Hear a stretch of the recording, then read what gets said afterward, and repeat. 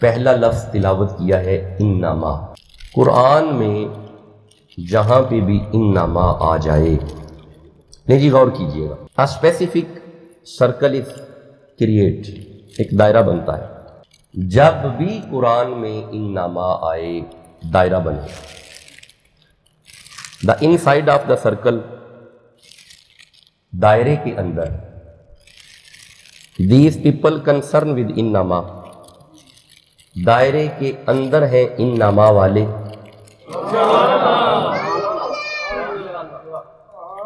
while the outside of the circle، جبکہ دائرے کے باہر these people have not concerned with انما،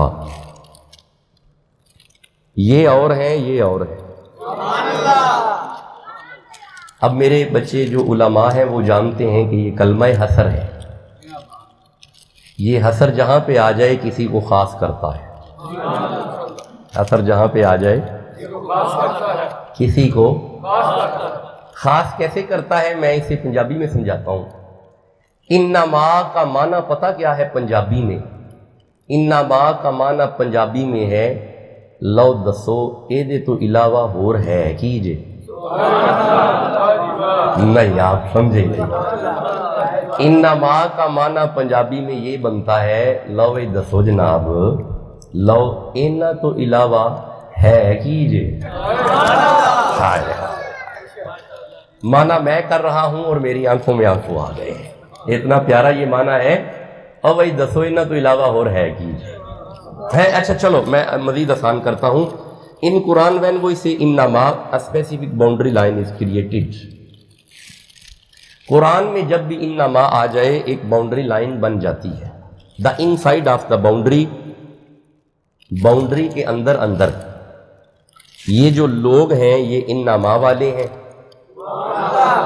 while the outside of the boundary these people cannot cross the boundary of انما، باہر والوں کی جرت نہیں اندر آ جائے۔ انما سمجھ آ رہا ہے؟ سمجھ آ رہا ہے؟ اچھا چلے یہ بھی تھوڑا مشکل ہوا، یہ بھی مشکل ہوا۔ اب میں نہایت آسان لفظوں میں انما سمجھانے لگا ہوں۔ بات ہے حضرت حسین کے گھر کی، پہلا لفظ ہے انما۔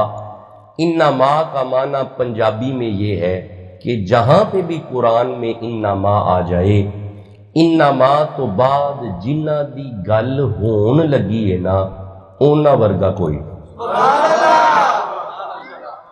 اونا ورگا۔ اچھا چونکہ فقیر قرآن کا طالب علم ہے، میں آپ کو مثال بھی قرآن سے دیتا ہوں انما سمجھانے کے لیے۔ سورہ حجرات پڑھتے ہیں، ذرا غور کیجئے گا، انما کا کردار دیکھیے گا۔ سورہ حجرات 49 نمبر سورہ ہے۔ اللہ فرماتا ہے بسم اللہ الرحمن الرحیم انما المؤمنون اخوۃ، یہاں پہ انما بتا رہا ہے بھائی اور بھی ہیں پر مومنوں جیسا بھائی کوئی۔ یہ کس نے بتایا؟ انما نے۔ یہ کس نے بتایا؟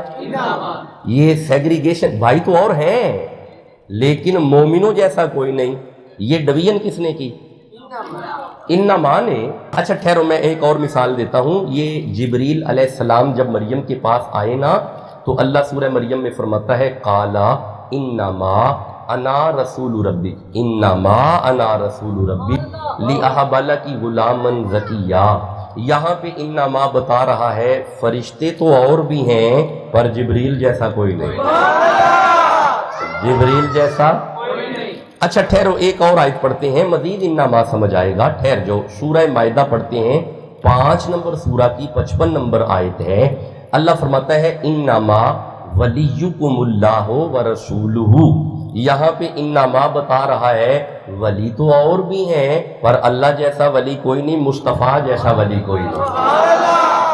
اچھا اسی آیت کو اگر آگے پڑھو تو آگے ارشاد ہوتا ہے والذین آمنوا الذین یقیمون الصلاۃ ویؤتون الزکاۃ وہم راکعون، یہاں پہ انما بتا رہا ہے نمازی اور بھی ہیں پر علی جیسا نمازی کوئی نہیں۔ انما سمجھ آ رہا ہے؟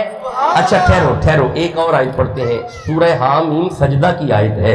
اللہ فرماتا ہے قل انما انا بشرم مثلکم، یہاں پہ انما بتا رہا ہے بشر اور بھی ہیں پر محمد جیسا بشر کوئی نہیں۔ بھائی سمجھ آ رہا ہے؟ اب اتنی آیتیں پڑھنے کے بعد اب اس آیت کو پڑھو ذرا، جو سورہ احزاب کی آیت پڑھی ہے، تو اب حضرت حسین کا مقام اور مرتبہ واضح نظر آئے گا۔ اللہ فرماتا ہے انما یرید اللہ لیذہب عنکم رجس اہل البیت ویطہرکم تطہیرا، یہاں پہ انما بتا رہا ہے گھر اور بھی ہیں پر حسین ابن علی کے گھر جیسا گھر کوئی نہیں۔ اگلا لفظ ہے یرید اللہ، کیا ہے جی؟ شاباش۔ حضرت حسین علیہ السلام کے گھر کی بات ہے، لفظ ہے یرید اللہ۔ اس کا یہ معنی نہیں کہ اللہ کا کبھی کہیں ارادہ ہوا تھا، غلط۔ اگر یہ معنی ہوتا تو صیغہ ماضی کا آنا چاہیے تھا، پھر لفظ ہوتا انما اراد اللہ۔ بھائی حضرت توجہ ہے، پھر آتا اراد اللہ، کبھی کہیں ارادہ ہوا تھا نہیں، بات ہے حسین ابن علی کی۔ اللہ فرماتے یرید اللہ، میرا آج بھی ارادہ ہے بھائی، میرا جیتے رہے۔ یہ جو مضارع ہوتا ہے نا، پریزنٹ کنٹینیو ٹینس، اس میں دونوں زمانے ہوتے ہیں، موجودہ بھی آنے والا بھی۔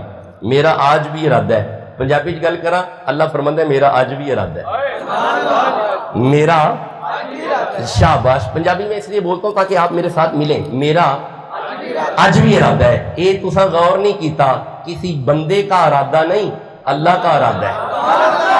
نہیں، ابھی بھی غور نہیں کیا، بات حسین ابن علی کی ہے، کسی بندے کا نہیں۔ جیتے رہے میرا بیٹا، اللہ کا ارادہ ہے۔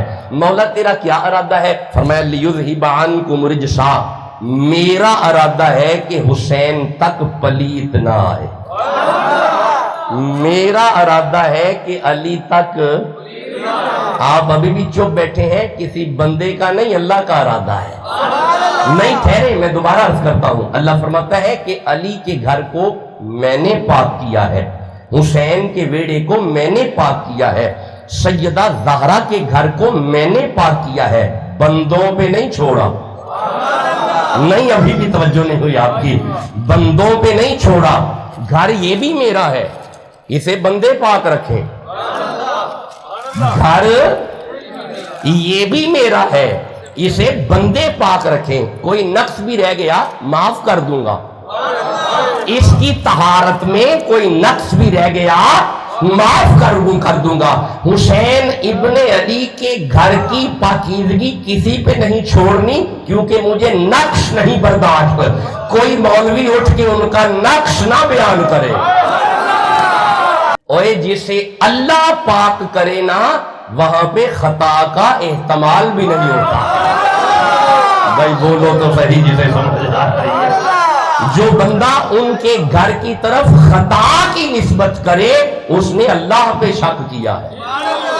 چھوٹا جملہ نہیں، بڑا سخت جملہ میری زبان سے نکل آیا ہے۔